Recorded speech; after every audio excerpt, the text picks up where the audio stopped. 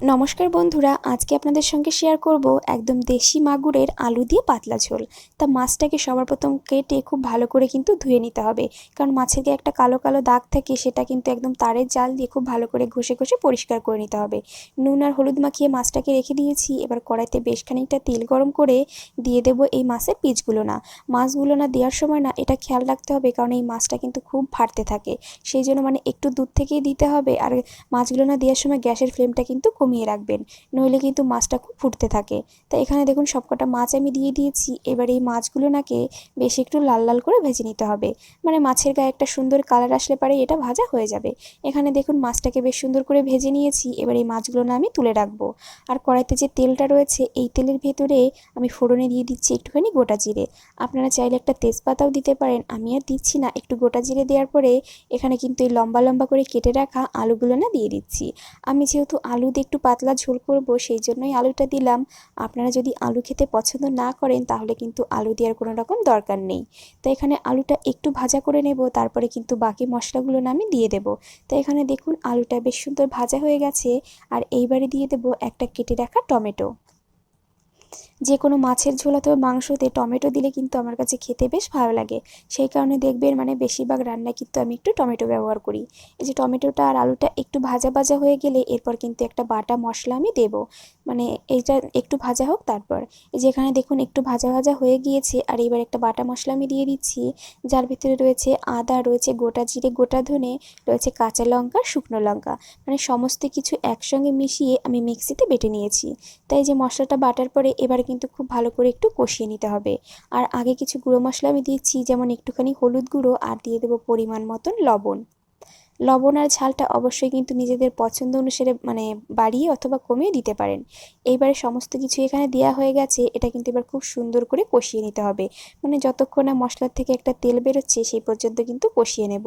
আর মশলা কষানোর সময় সবসময় কিন্তু আমি একটু ঢেকে ঢেকেই কষাই, সেজন্য এবারে কিন্তু আমি ঢেকে দিচ্ছি। এবারে কিন্তু 1 থেকে 2 মিনিট পরেই আমি ঢাকাটা খুলে নেব, আর সব কিছু কিন্তু খুব ভালো করে একটু মিশিয়ে নেব। আদা জিরে খুব একটা বেশি কষানো লাগে না, কারণ আদা জিরে এমনিতেই ভালো লাগে, আদা জিরে দিয়ে মাছের ঝোল এমনিতেই ভালো লাগে। তা এখানে দেখুন খুব ভালো করে একটু নেড়ে চেড়ে দিলাম, মশলাটা তো পুড়ে যেতে পারে, সেই জন্য একটু নেড়ে দিলাম। এবারে আবারও ঢাকা দিয়ে দিচ্ছি, আরও কিছুটা সময় আমি কষিয়ে নেব। যতক্ষণ না গিয়ে মশলার থেকে তেল ছাড়তে শুরু হচ্ছে সেই পর্যন্ত কষিয়ে নেব। এখানে দেখুন মশলাটা কিন্তু খুব সুন্দর কষানো হয়ে গেছে, দেখিয়ে বোঝা যাচ্ছে যেটা কষানো হয়ে গিয়েছে।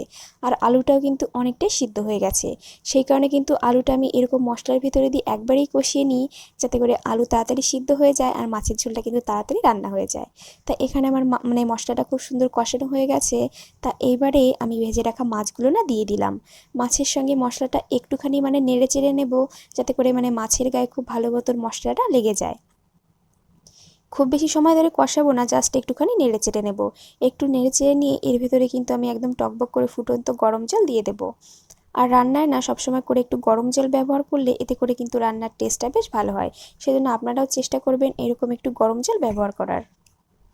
তো এখানে কিন্তু আমি পরিমাণ মতন ঝোলের জন্য গরম জল দিয়ে দিয়েছি, আর জলটা কিন্তু আমি একটু কমই দিয়েছি।